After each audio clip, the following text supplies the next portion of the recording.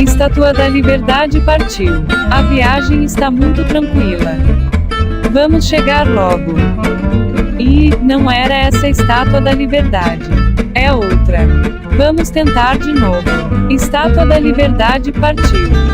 Parece que agora estamos indo na direção certa. Chegamos. Agora sim, vamos começar. Bom dia, Luciana, bom dia, Rocha, bom dia, José Eustáquio Alves. Bom dia. Aqui estamos né, diante de Lula plenamente elegível, né? Tem gente que fica na internet dizendo, não, mas aí vai começar de novo o processo, aonde quer que comece, Brasília, São Paulo, e ele vai ser condenado de novo, né? E aí, Rocha, a bola hoje você começa aí, porque você, advogado, vem acompanhando isso muito de perto, você é um dos advogados de Lula. Roberto, bom dia.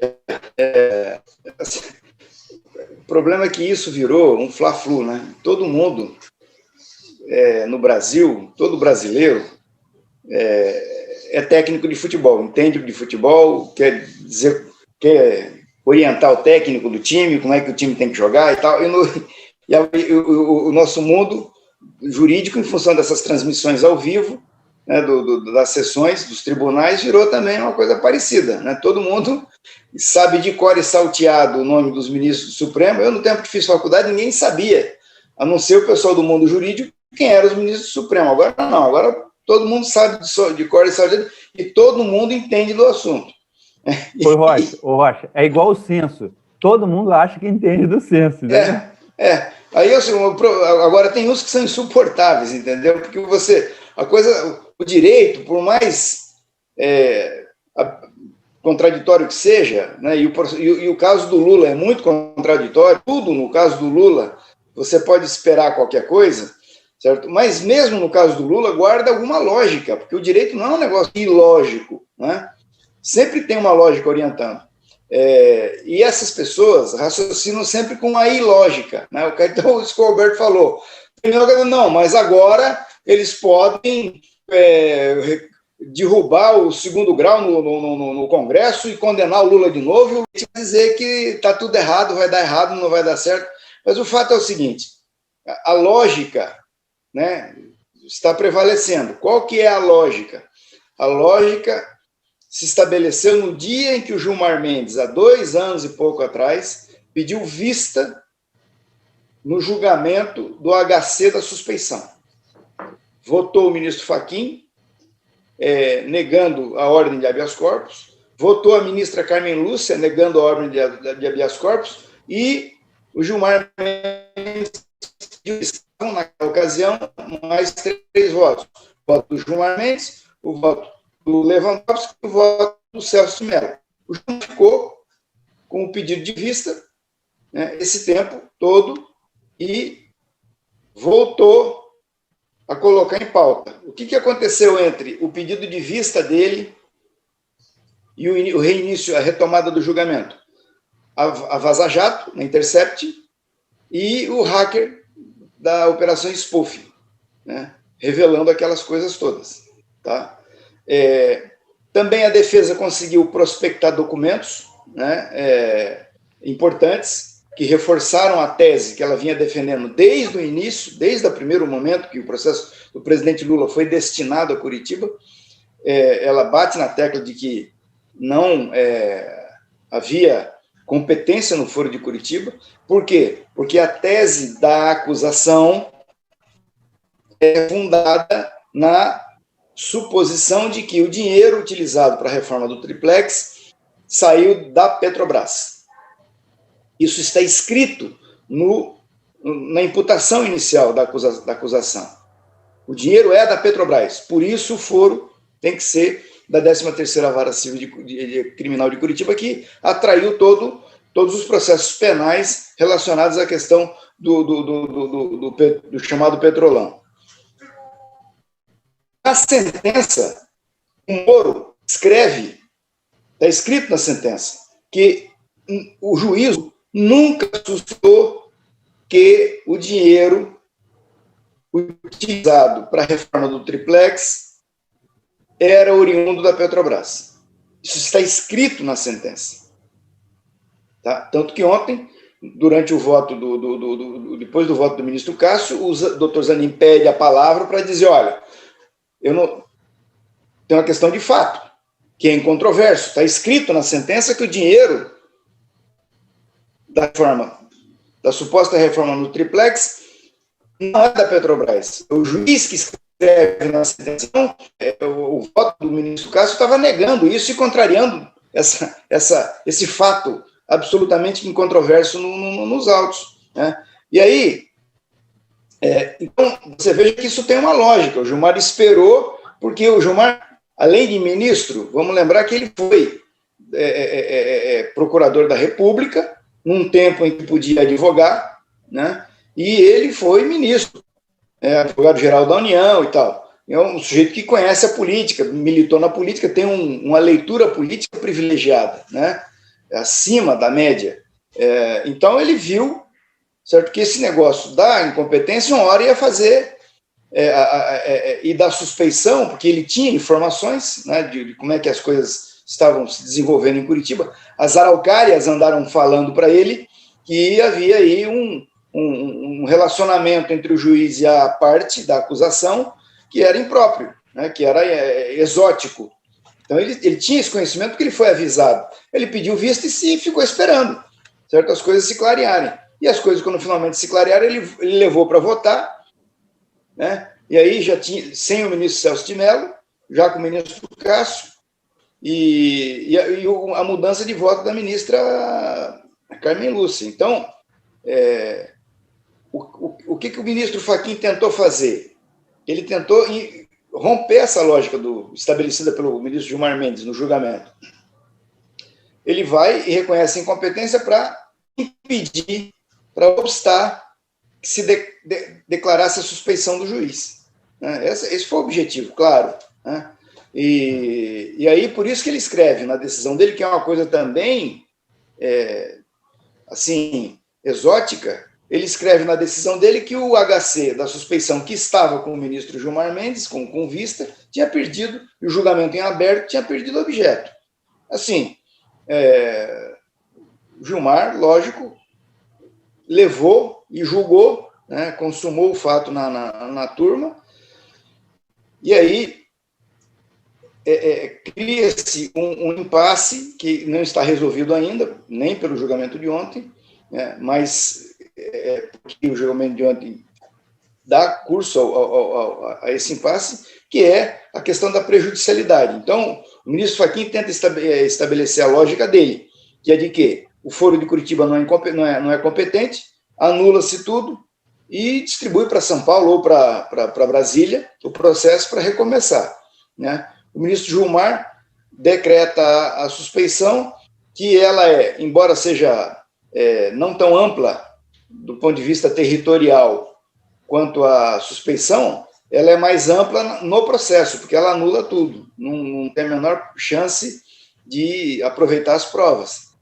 Mas esse é o debate que vai ocorrer na quinta-feira. Então, por isso que eu digo que às vezes até difícil conversar com essas pessoas, porque ontem ficou resolvido que o Foro de Curitiba não é competente.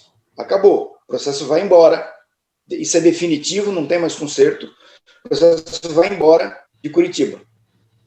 Vai para onde? Não se sabe, porque ontem o ministro Alexandre suscitou o Foro de São Paulo. Isso vai ser discutido na próxima quinta-feira. E também ficou em aberto a questão do aproveitamento das provas, que envolve a suspeição. Aquele item da decisão do ministro Fachin que diz que perde o objeto, o HC da suspeição. Isso vai ser discutido a semana que vem. E é uma coisa complexa, não é fácil. Você pega esse julgamento que teve competência no plenário, a questão do conhecimento do HC pelo plenário, você tem lá pelo menos 5 posições parcialmente divergentes entre os ministros sobre se podia ou não podia julgar o recurso do HC no plenário. Se aquilo ali era um recurso, certo, em HC, né, ou se aquilo ali era um HC que não podia ser julgado no plenário. porque não caberia isso, né? O plenário julga recurso em HC. Né? Só para explicar para vocês, o processo está no STJ. Tá? Aí alguém tira um recurso contra a decisão do STJ. Né? E esse recurso é obstado pelo STJ. Aí a pessoa entra com HC, certo? E isso vai ser discutido no plenário ou na turma.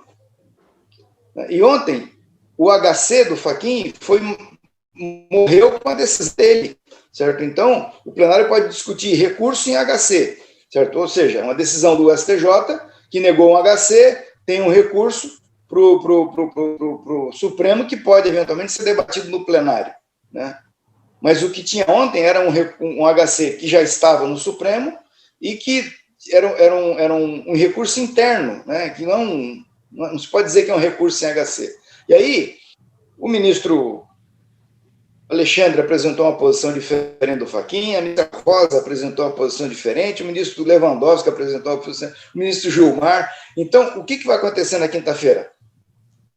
Provavelmente esse debate todo, essa multidão de posições hermenêuticas diferentes sobre a questão vai se dar também na questão da admissibilidade do plenário. Vamos lembrar o seguinte, que a prejudicialidade, que é o objeto discutido na quinta-feira, foi dita na turma, né? Então, quando começou o julgamento da suspensão, tá, o ministro Fachin sustentou que ele já tinha decidido, numa decisão monocrática, e que aquele HC tinha perdido objeto. Tá? E aí, essa questão foi votada na turma.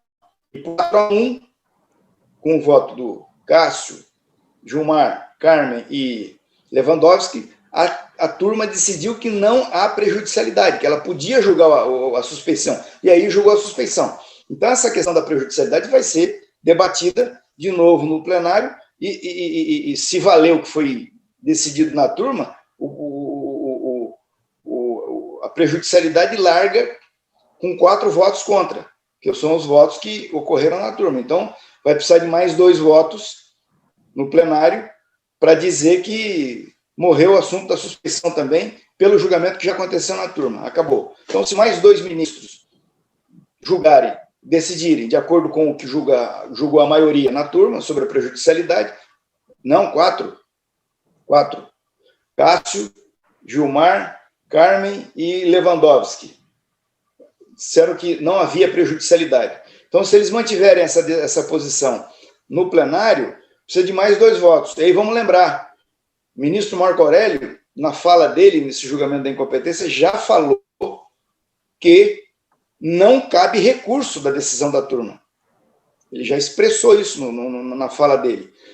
Só caberia um embargo de divergência, que é um recurso quando uma turma decide uma coisa, outra turma decide outra, e aí são posições diferentes, aí você faz um embargo de divergência para unificar o entendimento das 2 turmas. Então, o Marco falou assim, então só caberia embargo de declaração, que é o que tem já pendente e que provavelmente vai ser julgado na terça-feira. Já na terça-feira, a segunda turma torna definitiva a decisão da suspeição.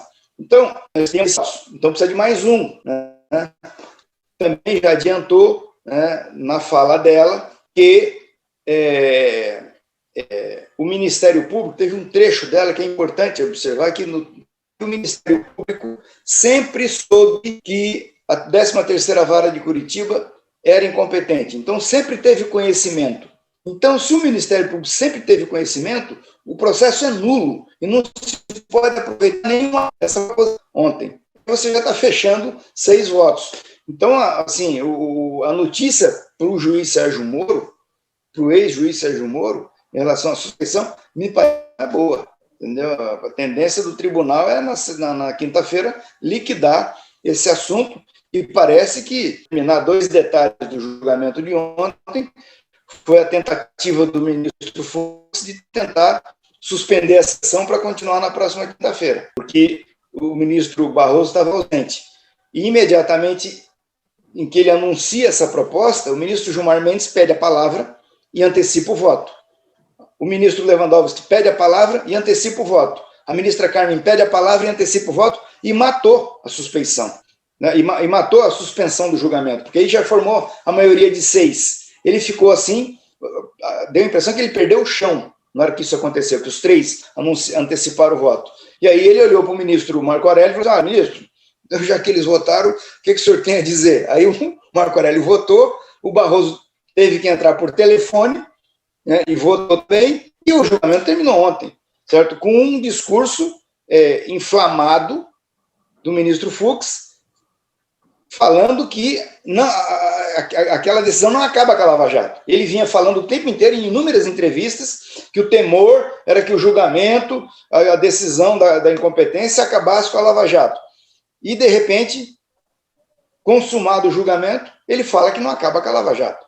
Então, era uma linha de argumentação para pressionar o tribunal, é uma coisa estranha. E aí, ele também, se vocês se lembrarem, ele fala da questão do prejuízo, certo? E é esse ponto que vai pegar na quinta-feira. Ele fala assim: onde está o prejuízo da defesa? Ele até brincou com o doutor Zanin. Até o advogado pode falar aqui agora à vontade, do jeito que quis, né? O advogado pode reclamar na corte da ONU, né? Foi lá, apresentou uma reclamação, a defesa exerceu o seu direito amplamente, nunca teve prejuízo nenhum a defesa. Isso aí é o seguinte, é uma antecipação do que vai ser debatido na quinta-feira.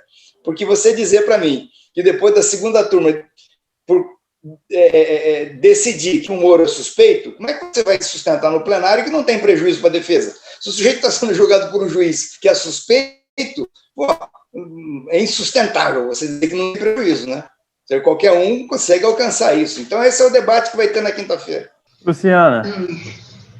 Então, não, eu só estava pensando, porque cada vez que avança a vitória que o Lula obtém, né, vai capacitando mais ele, inclusive politicamente, em termos de tanto na esfera do próprio STF, porque acaba tendo algum impacto político, e tudo, ainda que as decisões, se diga que as decisões tenham que ser técnicas, mas sempre tem o clima político no final, né, como pano de fundo. E ele já é um ator hoje tão importante no jogo quanto o próprio Bolsonaro, né? Inclusive avançando bastante para o centro, fazendo acordos próximo do Renan, já seduzindo de alguma maneira o empresariado, parte do empresariado já começa a ficar com ele. Então, você vai assim, essas decisões mais os acordos vão capacitando ele para o processo eleitoral. E ele parece estar animado a ser candidato, né? Parece estar bastante articulado dentro desse processo, articulação política, com articulação com o empresariado, como foi o primeiro mandato dele. Ô, Luciano, você falou uma coisa aí muito interessante. Eu vou lembrar uma coisa para vocês. Quando o presidente Lula veio para Curitiba, tá, preso, ele dizia o seguinte: esses caras estão pensando que eu vou fugir do Brasil, vou para Venezuela, vou para Cuba. Estão enganados. Eu vou ser o bode mais fedido do planeta. Eu vou ser o bode mais fedido do planeta. Vou ficar na sala deles, fedendo o tempo. E foi o que fez. Né? E está aí. Né? Essa semana eu falei com ele e lembrei, presidente, é o seguinte, né? O Rafael Correa foi embora para a Europa.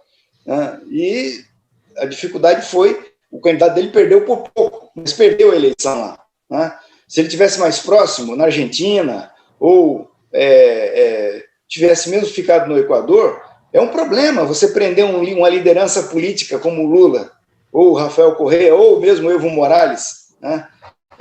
O que você faz com um cara desse? Então é o seguinte, eles prenderam o Lula e trouxeram o Lula para Curitiba. Ficou na Polícia Federal. E virou um problema, porque a Polícia Federal não tinha estrutura para manter um preso como o Lula, que é um ex-presidente da República, não pode ficar misturado com os outros, tem toda uma legislação que regula, né, o tratamento que você tem que dispensar para ex-presidente da República, e aí teve um momento que eles procuraram tudo quanto foi quartel do Brasil, unidade das Forças Armadas, algum lugar que desse para colocar o Lula, e não achava.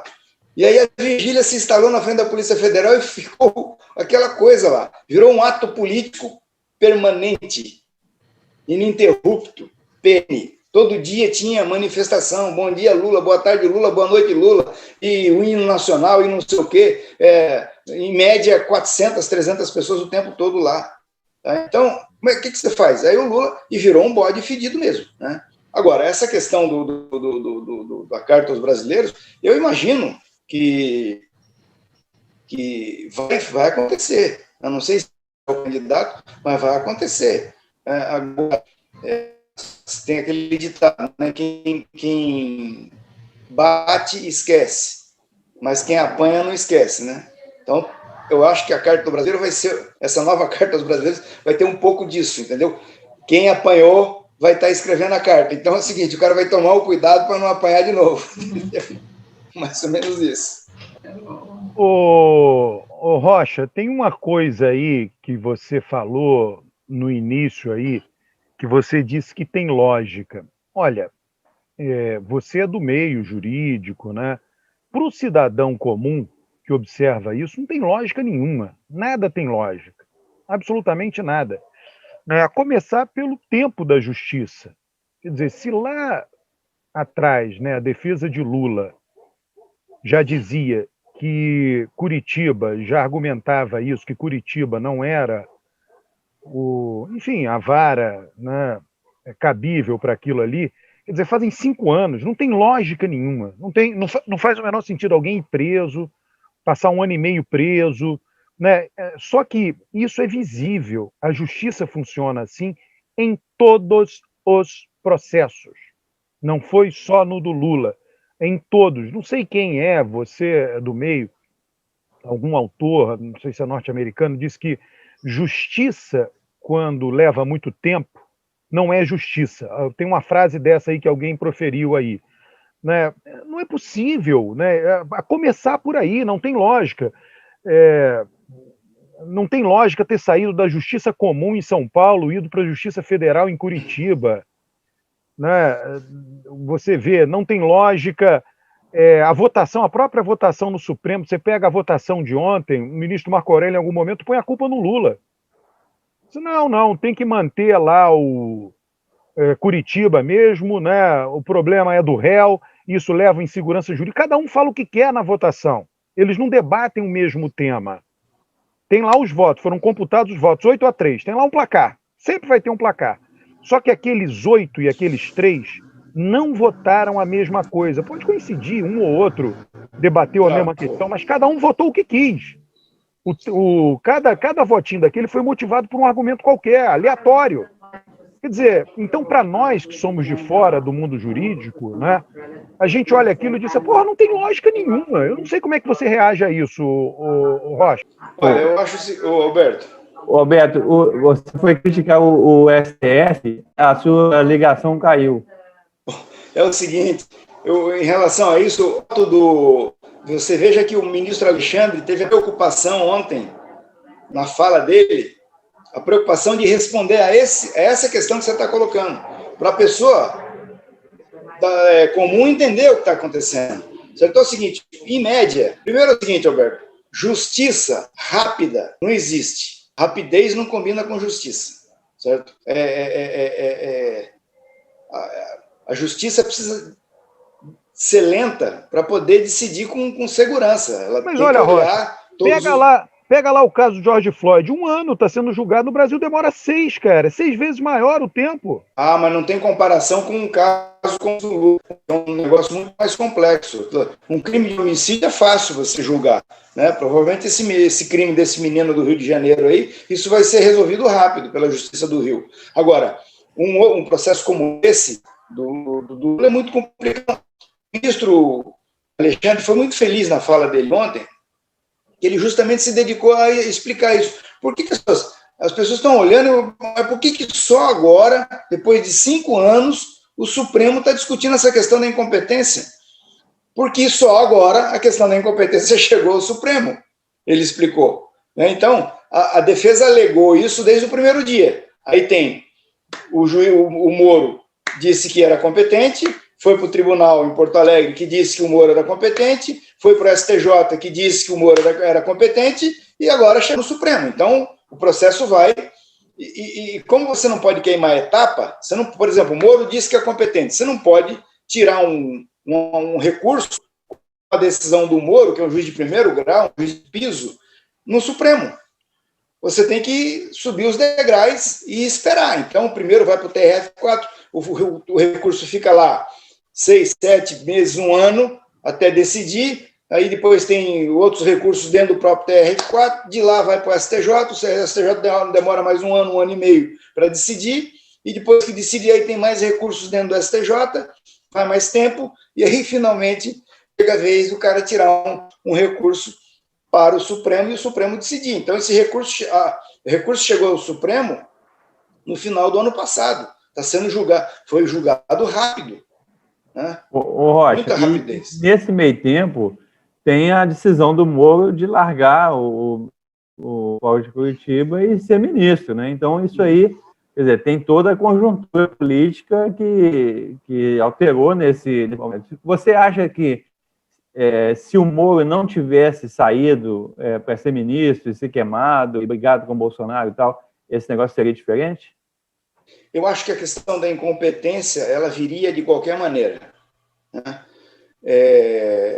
Seria mais difícil, né, isso passar pelo Supremo, mas ela viria de qualquer maneira. Agora, a questão da suspeição, na minha maneira de ver, se ele tivesse ficado como juiz, seria muito mais difícil.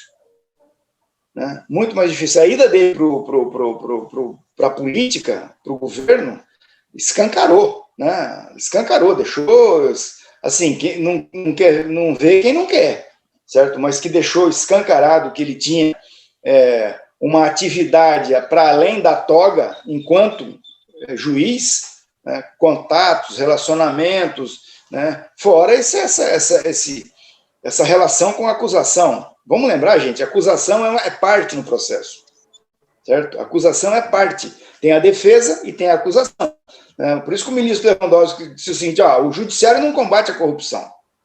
Quem combate a corrupção é a polícia e o Ministério Público, entendeu? Então, por quê? Porque o judiciário ele é o cara que julga, ele é o cara que tem que ficar ali no meio para arbitrar, ele é o imparcial, né? Quando ele perde essa característica, fica conversando demais, trocando informação, combinando coisa com a acusação, aí deixou de ser imparcial. Né? E essa ida dele pro Bolsonaro, nossa senhora, isso aí foi um escândalo, né? Entendeu? Agora, vamos dizer o seguinte, se isso acontecesse na Alemanha, não acontece isso na Alemanha. Na Dinamarca, na Noruega, nem nos Estados Unidos, no Canadá, não acontece uma coisa dessa. Entendeu? Isso é uma loucura completa, um absurdo. Isso é ilógico, Alberto. É ilógico, então, completamente ilógico. O sujeito sair da condição de juiz, certo? E ir, por um lado, na política, certo? E sendo eu lá, supostamente ele ajudou como magistrado com as decisões dele, né? Assim, é uma coisa. No dia que o Moro quebrou o sigilo da conversa do presidente Lula com a presidente Dilma, certo? Aquele dia ali, se fosse na Alemanha, nos Estados Unidos, ele saía do gabinete dele preso. Ninguém tolera em um país que tem um mínimo de vergonha na cara que um juiz de primeiro grau quebre o sigilo do presidente da República. Não tem conversa. Ele sai do gabinete dele e vai até de toga para a cadeia. É um crime violentíssimo isso. Aqui, não, porque a Rede Globo, que é a terceira turma do Supremo, naturalizou isso, né? Estão naturalizando agora o Cajuru gravar a picada, gravar e soltar, entendeu? Eu acho que tem uma coisa que antecede. Aqui o juiz pode fazer qualquer coisa. Essa que é o que antecede, não é a Rede Globo. Os juízes podem fazer qualquer coisa, eles não prestam contas a ninguém. Nós vimos aí quantas punições já aconteceram a juízes no Brasil, pouquíssimas. E a punição é patética, é uma aposentadoria. Né? Ele não perde nem, ele vai ter proventos, né? Quer dizer, se você pegar as punições a juízes nos Estados Unidos, entendeu? O juiz não pode tudo, o juiz é uma peça de uma engrenagem. No Brasil, o juiz não é uma peça de engrenagem, então isso antecede. No meu entender, esse é o maior problema. É que o juiz aqui, ele pode tudo, ele pode prender um ex-presidente por 1 ano e 6 meses, depois pode declarar que aquilo era incompetente, depois pode declarar que era suspeito, depende para que lado o vento está soprando, e a gente fica nessa situação de insegurança jurídica, esse que eu acho que é o problema. Agora, tem uma coisa também que é o seguinte, né, dentro da ideia do cidadão comum, de pensar o que o cidadão comum pensa e tudo, é que quando se anula na primeira instância, se anula tudo na segunda instância também, o Rocha, é assim? Ou seja... Quando anula, não importa onde o processo esteja. Uhum. Né? Por exemplo, se você... o juiz do primeiro grau decide que ele é competente, que o processo que ele está conduzindo é válido. Aí a parte recorre para o tribunal. O processo está no tribunal, o juiz pode reconsiderar aquela decisão dele e anular, e aí perde o objeto que está no tribunal. Entendeu? Isso é possível. Mas nesse caso não aconteceu. O Moro insistiu, né? O Moro brigou. Ele brigou pela competência dele. Ele brigou para ter o processo do Lula. Eu nunca vi isso, eu repito sempre, eu tenho 35 anos de advocacia, eu já vi juiz querendo se livrar de processo de quilo. Certo? Assim, várias vezes, esse processo não é meu, e mandar embora. Não gosta de ficar com confusão, nem juiz, entendeu? Então é o seguinte, se o cara puder se livrar do processo, ele se livra. Essa é o normal. E nesse caso aí, o Moro brigava para ficar com o processo. O Moro quebrou o sigilo da presidente Dilma, do presidente Lula, para impedir que o Lula virasse ministro da Dilma, porque se virasse ministro, ele perderia a competência. A competência iria para o Supremo, porque o Lula, como ministro, teria prerrogativa de foro. Entendeu? Então ele fez aquele ato translocado para ficar com o processo. Eu nunca vi isso, é uma coisa inusitada, juiz brigar para ficar com o processo. Não, Luciano, o juiz é assim, o juiz normal, tá? Ele pega o processo, julga, dá a sentença, certo? Vira as costas e vai embora. O cara não fica preocupado o que vai acontecer no segundo grau, como é que, se a sentença dele vai ser mantida ou não vai ser mantida. O juiz normal, ele não tem essa preocupação. Ele faz a parte dele e manda aquela porcaria para frente e dane-se. O que vai acontecer lá em cima não é da conta dele mais. Ele já se livrou do processo. Certo? Esse é o juiz normal. Tá? Agora, o juiz que fica ali, preocupado, como ele, por exemplo. O desembargador deu uma liminar mandando soltar o Lula. Ele afastado da vara, de férias, sei lá, interferindo para o delegado não soltar. Entendeu? Isso não é normal, o juiz não faz isso. Imagine se um juiz que está de férias, certo, volta para brigar com o juiz que está de plantão porque ele soltou um cara. Não acontece isso. O cara que se dane. Quando eu voltar, eu vejo, eu vou cuidar da vida. Esse desprendimento é comum ao nosso juiz, certo? E o Moro não tinha isso. Por quê? Porque ele era um juiz suspeito. Eu me lembro, tudo isso era muito midiático, né, Rocha? Eu me lembro, por exemplo, nessa ocasião, que nessa precisa ocasião dessa volta dele para isso, eu estava na praia, mas o país inteiro acompanhando exatamente qual que seria, se ele ia voltar, se ele não ia voltar, se ele ia manter a prisão, se não ia. Então, ou seja, também teve isso, né? Foi um domingo, teve um momento. Foi um domingo. Foi num domingo, eu me lembro perfeitamente. Teve uma época, Rocha, quando começou a ter, a gente, da perspectiva da comunicação, né? Falando da perspectiva da comunicação, houve um momento que você tinha muito jornalismo investigativo. Depois, por mudanças nos meios de comunicação, jornalismo investigativo é uma coisa que demanda tempo, investimento de dinheiro e tudo mais. E começou-se a ter uma coisa que era uma parceria da imprensa com o Ministério Público. Então, já que a imprensa já não tinha mais tanto recurso e tanto tempo para disponibilizar com esses jornalistas, começou a ter uma parceria porque a imprensa dava visibilidade para o trabalho do Ministério Público. Tinha uma pesquisadora, inclusive, começou a trabalhar com isso e colocava a questão do denuncismo, né? Como é que o denuncismo estava invadindo os meios de comunicação. Então, eu acho que teve muito isso, essa relação, né? Mas no caso, aí não era nem o Ministério Público, mas também o Ministério Público, embora o Moro fosse o juiz, houve muito essa aproximação e essa mediatização de tudo. E agora você diz, por exemplo, o juiz não pode ser o que combate a corrupção.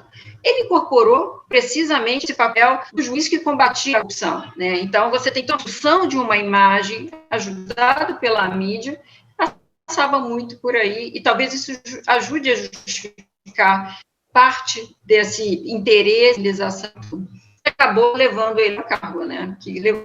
Exatamente. Eu vou dizer para você, eu não vou contar que me contaram. Eu vi o Sérgio Moro jantando com a Miriam Leitão aqui no restaurante em Curitiba. Eu vi. Assim, a não ser que haja uma relação pessoal, certo? O cara é amigo do jornalista, aí sai para jantar e tal. Agora, diante dessa amizade, né? E aí aparece o filho da Miriam Leitão escrevendo uma obra sobre a Lava Jato.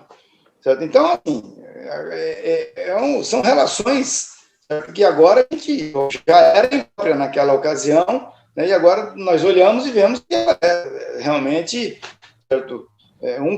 Talvez ali um usando o outro para fins, né, comuns ou não, mas o fato é que o juízo perdeu, em algum momento, a completa condição de julgar o réu.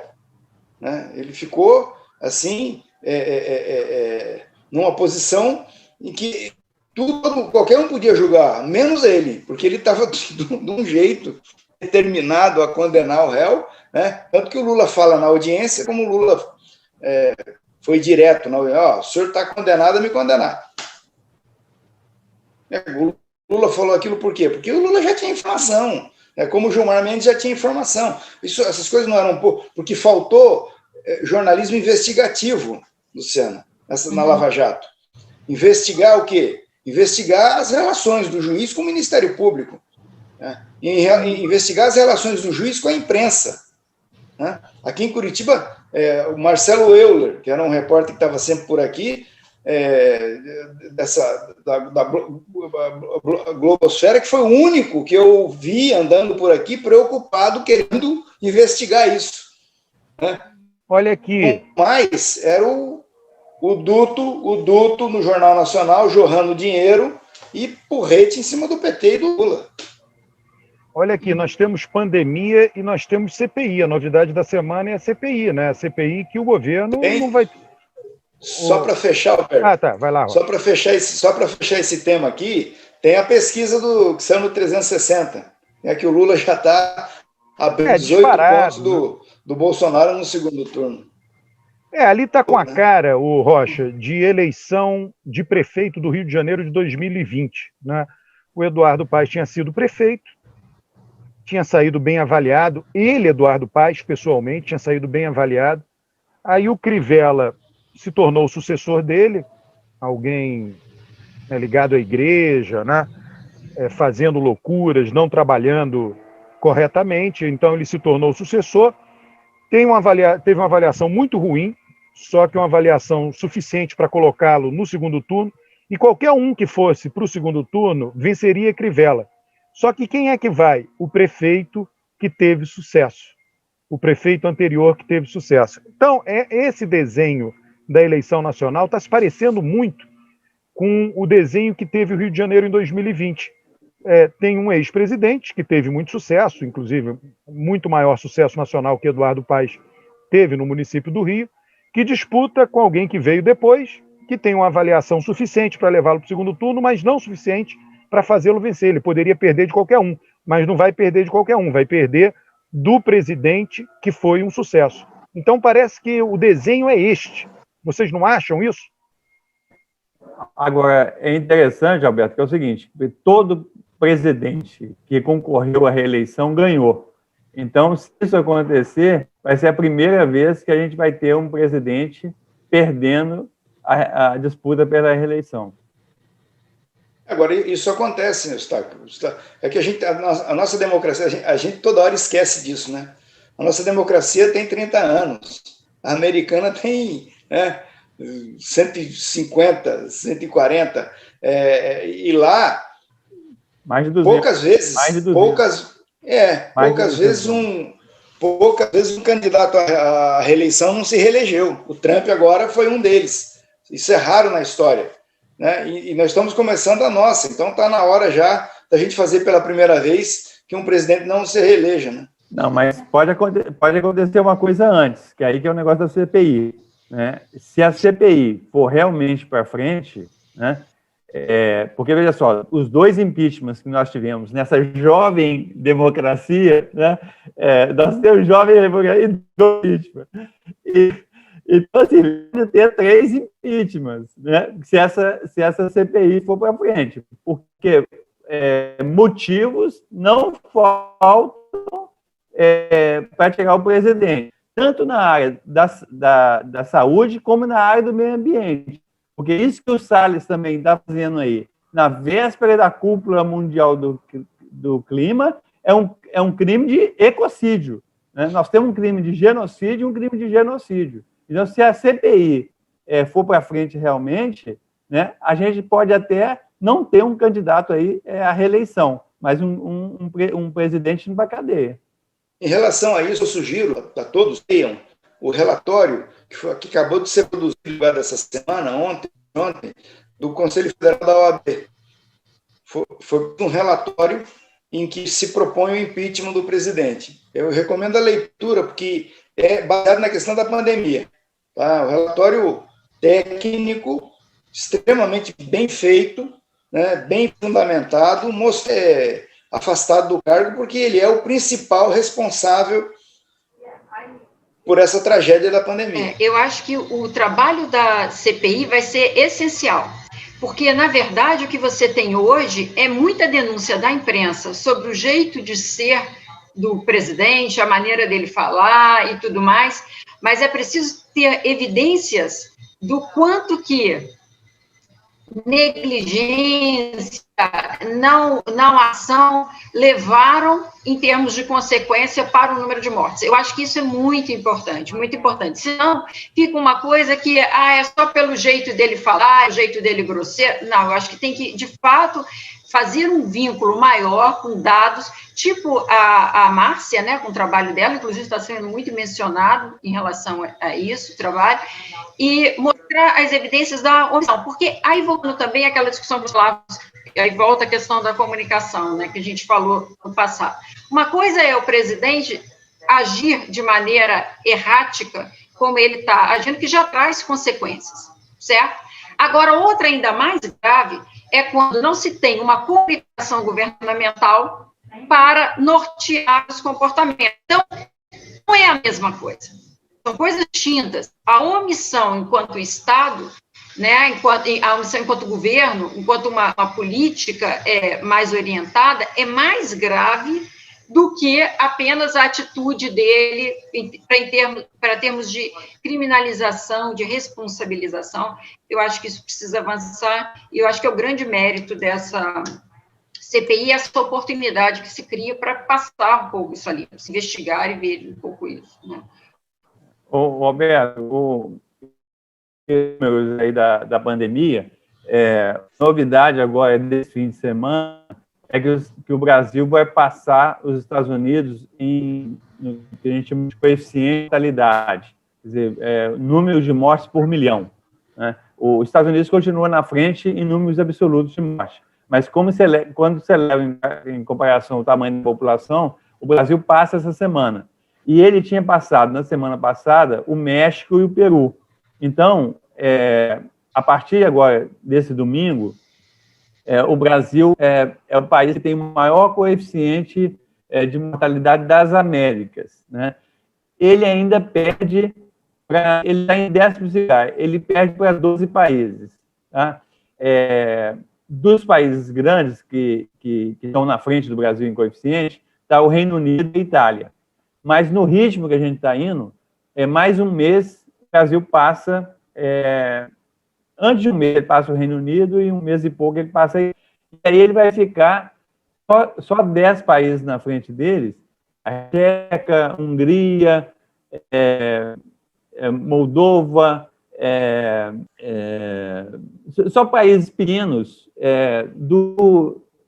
da Europa, principalmente do leste europeu, de clima frio e com uma estrutura etária muito envelhecida. Então, tem muita morte, porque são países que têm muitos idosos e que são mais vulneráveis aí na pandemia. E se você somar esses países europeus, somar a morte todos deles, não dá nem um pedaço da quantidade de mortes do Brasil. Então, assim, o Brasil assume assim, um destaque muito grande no mundo, né? Como um dos países mais afetados pela pandemia. Isso que a Luciana falou, a Márcia e outros colegas acabaram de publicar um artigo na Science, né, mostrando como que as políticas desencontradas do governo, elas favoreceram esse crescimento da pandemia no Brasil, né? Esse trabalho saiu em tudo quanto é mídia falada e escrita. Eu recomendo, Márcia Castro, na Science, que vocês vão ver o meu trabalho.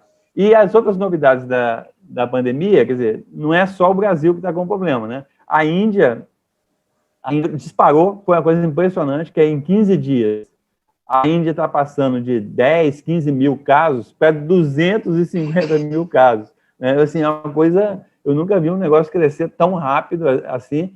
E as mortes estão crescendo também, mas chegaram a 1.200, né? Perto do Brasil é pouco, que está 3 mil. Mas o problema é que a curva da Índia ela está subindo muito rápido e provavelmente a Índia vai ser o próximo epicentro da pandemia. E aqui no continente, uma notícia triste é o Uruguai, né? O Uruguai foi o país que era exemplo da gente, com baixas taxas de mortalidade, baixa taxa de transmissão, também, assim, em um mês e pouco, deu um salto. Por exemplo, a média móvel de mortes no Uruguai, ela estava em 5, 6 mortes por dia no início de março, e pulou para mais de 60 por dia. Então, foi um salto fantástico no Uruguai, que é uma coisa preocupante. A Argentina também está subindo, o Chile também está subindo, e até Cuba, porque Cuba ela também sempre foi muito baixa em Cuba, e continua sendo o coeficiente geral muito baixo, mas essa semana Cuba bateu todos os recordes. Chegou, pouco, são 8, 9 mortes em média por dia. Perto do Brasil não é nada, mas para o histórico de Cuba foi um salto muito grande, né? Então, assim, infelizmente a pandemia continua aí, principalmente na América Latina, e agora indo para a Índia, e junto com a Índia está indo também para Bangladesh e Paquistão, quer dizer, que é a grande Índia de antigamente, né? Então, nós estamos com um problema sério, e os problemas de vacina, né, para completar, a gente está com problemas sérios. E hoje, que é sexta-feira que a gente está gravando, veio uma notícia incrível, que mais de 10 crianças tomaram a vacina da Covid, que é para tomar a vacina da gripe, e tomaram a vacina da Covid.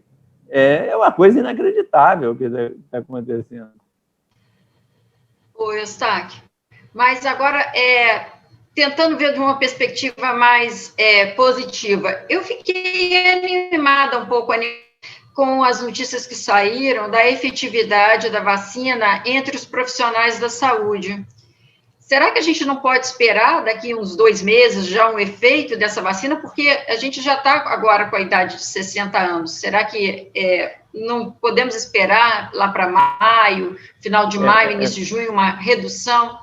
Não, eu espero, Luciana, com toda sinceridade no meu coração, eu quero que reduza, que a vacina e tal, mas olha só, a gente tem que tomar cuidado, porque assim, se vendeu no Brasil essa ideia que a vacina ia resolver todos os problemas. Vacinei, isso aí liberou as pessoas a fazer um punhado de besteira. Por exemplo, o Agnaldo Timóteo, ele tinha tomado as 2 doses da vacina e morreu de Covid, tá? O Eduardo Paes pegou a 2ª vez. Ele está com Covid agora, ele está trabalhando em casa com Covid, está mais fraca, etc., mas é de casa. Então, é o seguinte, a vacina é super importante, etc., mas não dá para você achar que a vacina resolve tudo. A gente já falou aqui várias vezes, a vacina não é bala de prata. E o outro problema é o seguinte, esse ministro da Saúde, é claro que ele é muito mais simpático do que o Pazuello, ele usa máscara, etc., né? Que droga, né?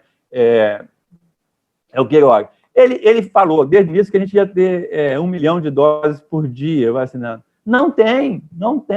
Aí ele fala que vai chegar no mês que vem. Não chega. A Índia, quem está produzindo vacina? O IFA, é a Índia. A Índia está com 250 mil casos, indo para 300 mil, 400 mil. Vai ser uma loucura. Então, assim, vai ter uma pressão em cima do Narendra Modi de não exportar a vacina, porque eles estão com um problema sério, né? Então, e a China também tomou uma decisão de acelerar a vacinação interna. Então, não vai ter IFA suficiente para todo mundo, né? E o Queiroga falando que vai chegar a vacina, ele comemora, vai chegar 3 milhões, 4 milhões da vacina da Pfizer. 4 milhões dá para 2 dias, porque são 2 doses, então e 1 milhão por dia, dá para 2 dias. Aí fica comemorando, Pfizer, nós conseguimos uma coisa, entendeu? Assim, fica passando uma imagem falsa do problema falso. Então, assim, agora, eu acho que vai diminuir, quer dizer, o número de mortes já começou a diminuir um pouco, quer dizer, chegou a ter 4 mil em média em 3 dias e caiu. E eu acho que vai continuar caindo, apesar de ficar num patamar muito alto. Mas, assim, a gente não vê o fim dessa pandemia no Brasil, né? Agora, e aí a esperança é que a CPI acelere, né, as medidas para a gente controlar a vida está normal. Em todos os lugares, a vida está relativamente normal, viu? As pessoas assim, a vacina, a compreensão de que a vacina é a bala de prata, como o Eustáquio mencionou aí, é um equívoco, porque a vacina, ela não impede que a pessoa contraia o vírus, né? O presidente da Argentina tomou as 2 doses e pegou o Covid, certo? Porque o que a vacina faz é reduzir o risco de morte, né? Mas a pessoa pode se contaminar, e ela contaminada, ela pode contaminar os outros que não tomaram vacina. Então, de fato, depois que assim, a Luciana falou algo aí que eu acho que a CPI do Senado vai chegar a isso também, mas foi divulgado essa semana que o governo gastou mais dinheiro fazendo publicidade para o agronegócio do que na pandemia, o que é um despautério completo, né? Você gastar mais dinheiro com publicidade em agronegócio do que para orientar as pessoas na pandemia. E aí, vai salvar a vida, né? Voltamos àquele assunto de que o efeito nefasto que o Bolsonaro teve com essa história da cloroquina e da ivermectina. Por quê? Porque a pessoa toma cloroquina e ivermectina e acha que pode circular, entendeu? Andar por aí. Assim, tem casos aqui, me contaram essa semana, acho que já falei para vocês, de uma pessoa que vai no mercado, volta para casa e toma uma dose de ivermectina. Aí vai encontrar um amigo meio-dia, volta para casa, toma uma dose de ivermectina. As pessoas estão tomando como se fosse bala de bala toff, né? Cloroquina, ivermectina, e acontece o quê? Começam a aparecer os problemas de falência dos órgãos, porque essa porcaria é uma droga que acaba com o fígado, e rapidamente, né? Dependendo da quantidade que você toma, é um veneno que você está tomando. E as pessoas tomam essa porcaria e acham que estão imunizadas e vão para a rua. E aí, esse efeito também ocorre com a vacina. A pessoa toma a primeira dose e já acha que pode circular, né? Toma a segunda dose e acha que pode circular, e tem que aguardar um tempo, né? E aí, assim, como falta orientação, né?